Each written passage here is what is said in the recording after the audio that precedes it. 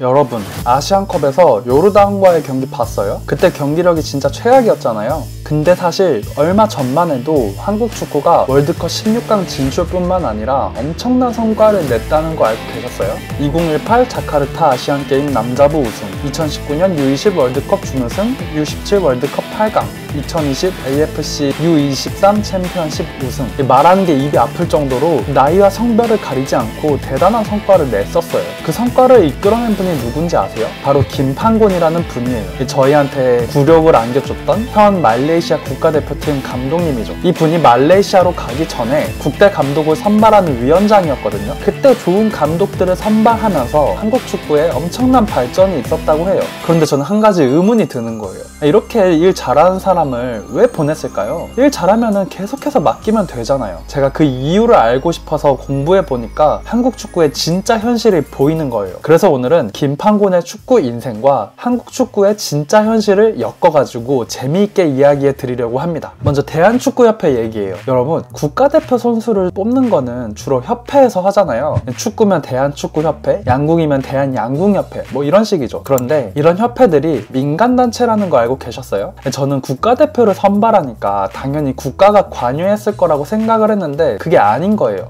더 적나라하게 얘기하면 큰 기업의 오너들이 스포츠 단체의 협회장 자리를 한 자리씩 꿰차고 있어요. 국가대표를 선발하는 실질적인 주체는 국가가 아닌 그룹의 오너라는 얘기죠. 그 중에서도 대한축구협회는 현대협회라고도 불리거든요. 현대그룹에서 지배하고 있다는 비판 때문이죠. 그 사람들의 공과는 제쳐두고 지난 30년간 비판이 끊이지 않는 대목이 있거든요. 축구 국가대표 감독의 선정과 경질이 너무나 비합리적이라는 거예요. 특히나 실력이 아니라 인맥이 작동하는 거야말로 한국 축구의 가장 큰 폐해로 꼽히고 있죠. 그런데 축구협회에서 유례없는 성과를 냈던 김판곤 감독님은 이 카르텔에 속하지 못했던 완전한 비주류였거든요. 그의 젊었을 적 유일한 바람이 정당한 평가를 받는 거였을 정도예요. 그런데 그가 어떻게 하다가 축구협회에서 일을 하게 된 걸까요? 잠시 김판곤님의 드라마틱한 인생을 한번 살펴보죠. 그는 92년도에 울산 현대에서 프로선수로 뛰었는데요. 정강이 부상을 당해서 수술을 4번이나 했다고 해요. 재활을 열심히 해서 복귀는 했는데 큰 활약을 보이지는 못하고 결국 은퇴해야 했습니다. 은퇴 이후에는 고등학교 축구부 코치로 활동을 하게 되거든요. 이때 감독으로서의 재능이 처음 드러나요. 근데 김판곤 감독님은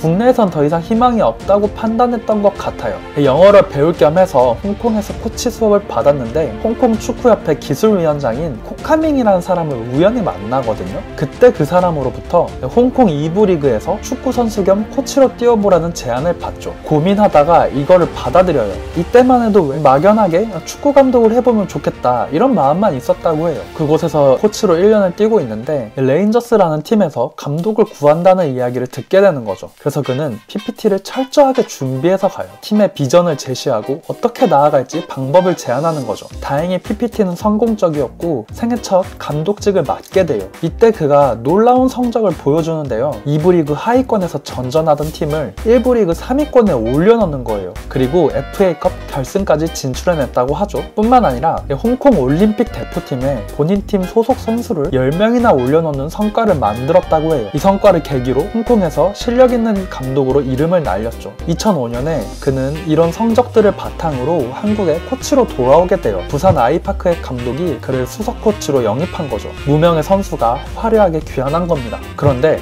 팀이 22경기 연속 승리가 없게 돼요. 부산 아이파크의 감독은 이에 책임을 지고 사퇴하는 사건이 발생합니다. 수석 코치였던 김판곤님이 감독 대행을 맡게 되죠. 그런데 놀랍게도 22경기 연속 무승이었던 팀이 승리하기 시작해요. 강팀을 상대로 무려 4연승을 이뤄냈다고 해요. 팬들은 매직 판곤이라면서 그를 칭찬했고 감독 자리를 계속 유지하길 바랬어요. 그런데 윗선에서는 또 새로운 감독을 선임하고 그렇게 하니까 팀은 또다시 부진에 빠지고 결국에 코치진마저 물갈이 대상이 되면서 그는 부산 아이파크에서 쫓겨났다고 합니다. 또 그는 대한축구협회에 지원도 해보는데 서류조차도 통과되지 않았다고 해요. 홍콩과 한국에서 감독으로서 좋은 성과를 내고 아무도 가지고 있지 않았던 T급 지도자 자격증을 가졌음에도 불구하고 서류조차도 통과되지 않은 거죠. 한국에서는 구단주나 협회의 윗선과 아무런 연줄이 없다면 지도자로서도 행정가로서도 길을 열 수가 없었습니다. 그는 자신의 축구 축구 인생이 끝났다고 생각했죠. 다행히 그에겐 다시 한번 기회가 주어져요. 홍콩 1부 리그에 사우스 차이나라는 팀이 있는데 거기서 감독직을 제안받은 거죠. 그가 부임할 당시에 팀은 엉망이었다고 해요. 3년간 4명의 감독이 바뀌었고 선수들은 기강도 없고 의욕도 없었다고 합니다.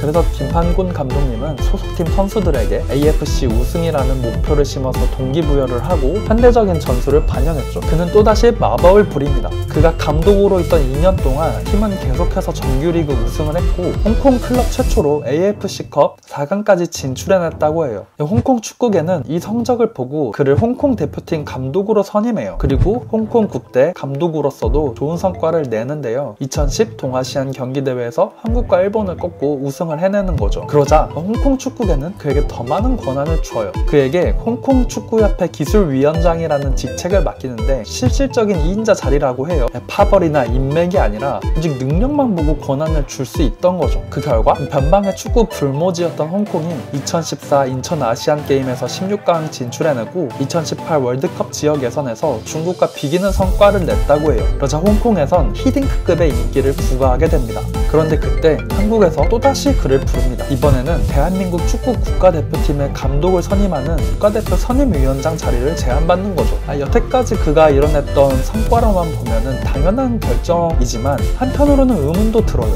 그토록 폐쇄적이던 축구협회에서 왜 이제서야 김판곤이라는 비주류를 불러들인 걸까요? 왜냐하면 당시 축구협회가 난리가 아니어서 그래요. 임원진의 배임혐의, 월드컵 졸전, 히딩크 논란까지 무능력하고 무책임한 행정으로 국민들의 엄청난 비난을 받고 있었거든요. 그 사람들 입장에서는 여론을 돌려야 했던 거예요. 그래서 조직을 개편하면서 홍명보랑 박지성을 축협의 위원으로 모셔오는 카드를 쓴 거죠. 비록 여론 무마용이긴 했는데 홍명보님께서 축구협회를 간 게 한국 축구 발전의 원동력이 됐던 거예요. 축구협회의 전무이사를 맡았고 이게 실질적인 권력이 있는 자리거든요. 권력을 바탕으로 축협을 바꿔놨던 거죠. 당시에 홍콩에서 이름을 날리고 있던 김판곤 감독님을 모셔온 것도 그 일환이에요. 자신과 아무 일면식도 없고 비주류였던 사람을 데리고 오는 것도 진짜 대담한 결정이죠. 그러면서 악명 높았던 축구협회의 무능한 행정가들이 물러나고 김판곤 같은 유능한 사람이 권한을 잡으니까 놀라운 일이 벌어진 거예요. 도입부에서 말씀드렸다시피 2018 자카르타 아시안게임 남자부 우승, 2019년 U20 월드컵 준우승, U17 월드컵 8강, 2020 AFC U23 챔피언십 우승, 월드컵 16강 진출까지 그가 뽑은 감독님들은 하나같이 좋은 성과를 냈던 거죠. 이 과정이 항상 평탄했던 것만은 아니거든요.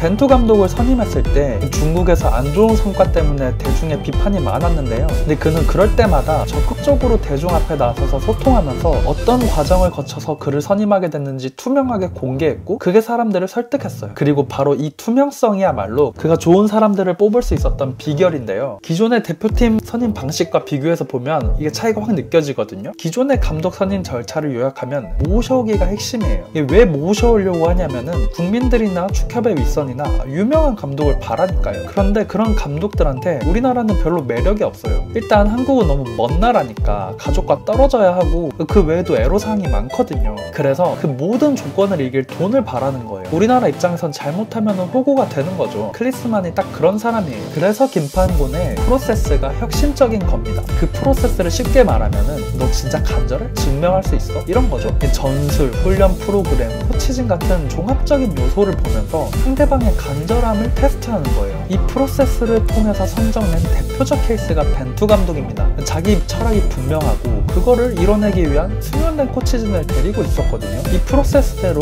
이 선임된 감독들이 하나같이 좋은 성과를 낸 것도 있으니까 이게 좋은 방식이라는 건 분명해 보여요. 그런데 이런 꿈같은 시간이 계속해서 이어졌다면 얼마나 좋았겠어요. 그런데 2021년에 홍명보님이 울산현대의 감독으로 부임하면서 축구협회를 떠나요. 이 이후에 축구협회가 대대적인 인사 개편이 있는데요. 대표적으로 이용수와 황보관이라는 인물을 기용해요. 축구 팬들 사이에서는 한국 축구의 암흑기를 몰고 무능한 인물들이라고 평가받는 사람들이거든요. 동시에 김판곤 위원장의 권한을 축소하고 부회장 직책도 박탈해버려요. 그가 세워놓은 프로세스마저 무너지는데요. 회장 직권으로 감독을 선임해버린 일이 발생하죠. 그래서 김판곤 님도 떠나야겠다는 마음을 품고 있었고 마침 말레이시아에서 국가대표팀 감독 제안을 받으니까 떠나간 거죠. 그리고 그가 떠난 이후에 축구협회가 진짜 미친 짓을 해요. 2023년에 우루과이랑 A매치 2시간 전에 갑자기 징계 축구인 100명에 대한 사면 조치를 발표한 거죠. 그 안에는 축구 승부 조작을 벌였던 분 48명도 포함되어 있었고요. 이걸로 난리가 납니다.